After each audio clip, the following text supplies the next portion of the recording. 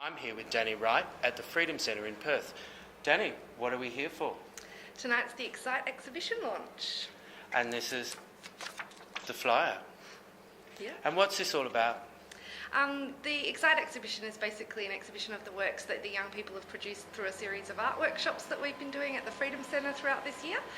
So the young people did the artists, Martin Wills and Peter Farmer, and they came up with some of this amazing work. And it's great. And the murals included as well? Yeah, so we started off with doing some smaller scale paintings which are over the other side of the room, and then they basically applied those paintings onto the wall mural that we've done. So every time they come in, they see their artwork on the wall? Indeed, that was the idea. And so what is the Freedom Centre all about? It's for young people? Yeah, so we're a peer support and information and referral service that provides a safe social drop-in space for young people who are same-sex attracted and sex or gender diverse. And yes, for under 26 young people. Under 26? Yep. So that means if you're under 26, you can come along to Perth, to the Freedom Centre. Yep. And what other events have you got coming up, Danny? We do an annual retreat, and a couple of sleepovers, but that's not for a couple more months. So this is our main event at this time of year, and then of course around Pride time we do a few other bits and pieces as well. And then our regular drop-in sessions, which are every week. So every week a young person can come here and to a safe spot. What are the opening hours? Our weekly sessions are Wednesdays 5 till 8 and Wednesdays 5 till 8 and Fridays 4 till 8, and we also have 3 Thursday monthly sessions for Gender Q, which is for trans young people, Skillshare, which is for young people to share their skills with each other, and at CQ Space, which is for Aboriginal and Torres Strait Islander same-sex attracted and gender diverse young people on the Thursdays. And then we also have 2 Saturdays a month from 12 to 5 that we're open to do a bit more crafty stuff like what we've done at ExSight. Well, I hope you're taping the program, because you will need to tape it and press rewind to get all the hours, because there's plenty of things to do. Now, there's a website, isn't there? Yeah, which What's has all our opening times. It's freedom.org.au.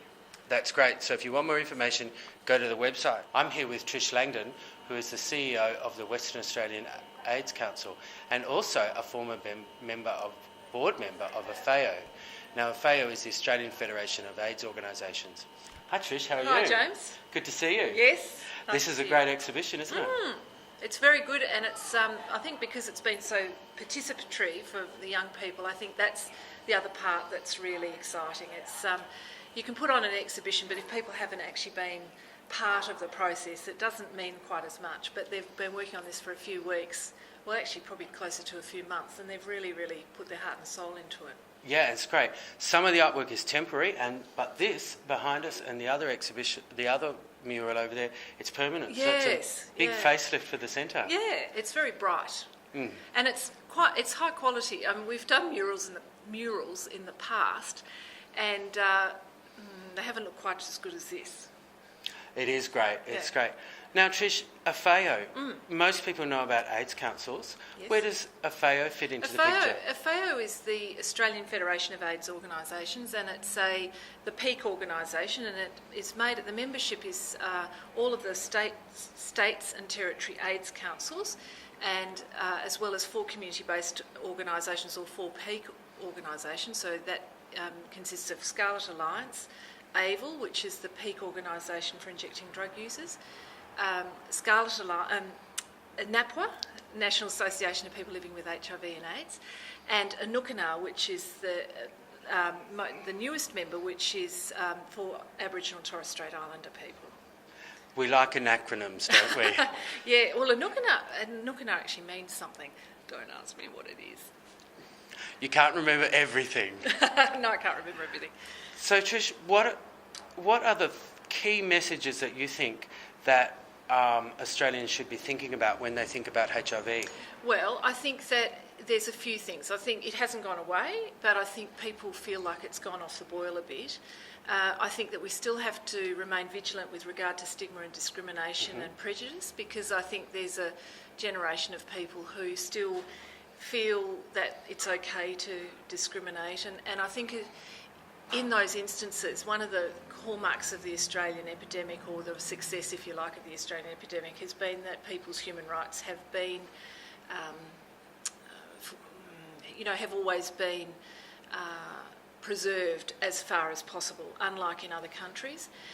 But it hasn't gone away, and we're starting to see a more diverse epidemic now. So people who perhaps hadn't thought that they were at risk perhaps need to think about that, and particularly people who travel and get exposed perhaps in other countries where the epidemic is a bit different. So I think the key messages are it's still here. We still need to be vigilant. Yes, there are really good treatments around, but people are living, are living longer.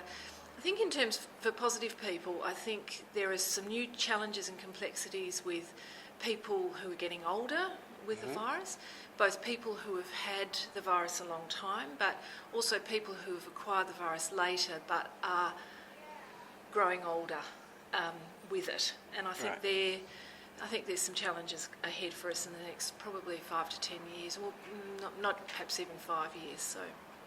Now, the Freedom Centre is about young people. Yes. How important are young people in the epidemic for you? Obviously young people need to receive messages, but the Freedom Centre is actually funded under mental health money, not because young gender and sexually diverse people, there's mental health. It's about creating resilience and making sure that they can really face the sort of issues that all people need to face as they grow older. And I think that the Freedom Centre provides a really good starting point for people who are coming out.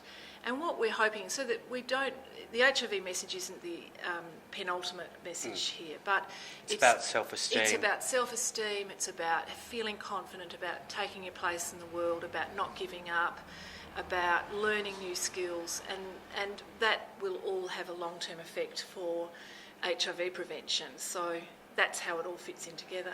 So we've been going for 16, 17 years, and it's a peer-led model, which is really, really important and quite unique. Unique in Australia. Yeah, the peer-based stuff is very important. It is very important because young people are not just our future but our present. Now, finally, Trish, Yes. information is really important. Yes. Most people look up and know about their AIDS councils. What other information are there? I think websites obviously are very important, but there's also information on telephone lines. So we run an AIDS line, and there's lots of sources of information, but the websites are probably the most important places to go because that's got the most current information, and it's also got links to other websites as well. And there's a men's health centre here in Perth too? Yes, there is. We've just started one in Leederville, and that's for people who are seeking sexual health testing, and it's very confidential, and it's a specific one that's been set up that's peer-based as well. And it's not, if you're looking out there, it's not just a gay centre, it's for men everyone. who have sex with men. Yeah. Yes. It's not for straight men, but it's for men who have sex with men, but might still identify as straight. Good. Thank you. Thank you very much, Trish, for speaking to us today. And we're going to come back and talk to you more about the Men's Health Centre later on. Okay, thank you. Thank you. Thanks. Alexis, we want to talk to you about the art. Yeah. Tell us about the artwork that you've done. Okay, so as part of ExSight, the Freedom Centre did some workshops where we talked about like what we wanted to see on the walls, and we worked on some drafts and stuff with some different artists. So one of my favourite bits that I did was that over here I did a progress drawing, which is like a trans guy, and because this one's like kind of an islandy theme, so he's basically swimming and like enjoying all the crazy stuff that's kind of happening. And so I basically ended up taking that and putting it up here where it's like massive and much more like a bigger thing than I've ever really done before, which was really cool. And you've got the turtle down here. Yeah, I've also got a bisexual turtle as well, and a space monkey. And you're a volunteer here as well as a participant. Yeah. What's that like? It's really good. I've been volunteering at Freedom Centre on and off for about 2 years, and I've always really enjoyed it, like just as a young person. Before I started at FC, I didn't have a lot of contact with the queer community generally, so I've been a lot more aware of what's out there and go to a lot more Perth events as well, so that's been really good. So there's a great sense of community that comes from this space. Yeah, everybody here is part of a community, and you know, we all see each other around, and it's just a great way to get introduced to it as well. Well, that's really great. Now, and this also, when you walk in now, you see this great artwork, and it's a permanent reminder of this exhibition. Yeah, and it's like a permanent thing that everybody here's participated in, and everybody's had a say and been to a workshop or painted onto the wall, so everybody's been involved in it. So look, that's really great. It's great to see people working together. Thank you very much for talking to us today. And it was great to see how many great people and how many lots of people were here for the exhibition opening. So congratulations on that. Thank you. It was a great night. And we'll see you later. Yep. Danny, there's some people that you would like to thank. Yeah, we just wanted to say that the ExSight Art Project has been supported by the WA AIDS Council, Propel Youth Arts and WA and Healthway to promote the drug aware message. And Danny, there's another group that kind of helped out on the I night know, too. we were really fortunate to have the Bears donate, I think it was $1,000 to Freedom Centre on the ExSight exhibition launch that they fundraised for us, and will be gratefully used to fund one of our retreats in July. That's great. So it's good to see community groups coming together. Definitely. Now, Danny, volunteers. Do you want volunteers for the Freedom Centre? We're always looking for new volunteers. For volunteering in the drop-in space, people have to be between 18 and 29, but if you go to our website, freedom.org.au, there's information about how anyone can support Freedom Centre. Look, Danny, thank you very much for hosting us here, and we wish you all the best for your coming events. Thanks so much. Thank you.